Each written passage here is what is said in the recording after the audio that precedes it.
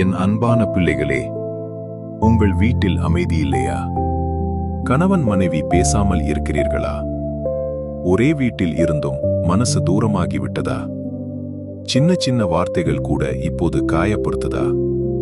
நிம்மதியாக பேச வேண்டிய இடத்தில் அமைதியும் கண்ணீரும் மட்டுமா இருக்குது? கலங்காதீர்கள். உங்கள் உறவை தேவன் அன்போடு சேர்த்தவர். அந்த அன்பு இன்னும் முடிந்து போகவில்லை. இன்று ஒரு நிமிஷம் கோபத்தில் பேசுவதற்கு முன் தேவனிடம் சொல்லுங்கள்.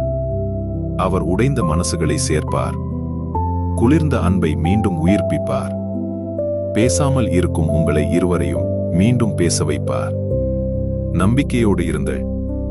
தேவன் உங்கள் குடும்பத்தில் இன்னும் பல அற்புதங்களை செய்யப் போகிறார். இதை நீங்கள் நம்பினால் ஏமன் என்று கமெண்ட் செய்யுங்கள்.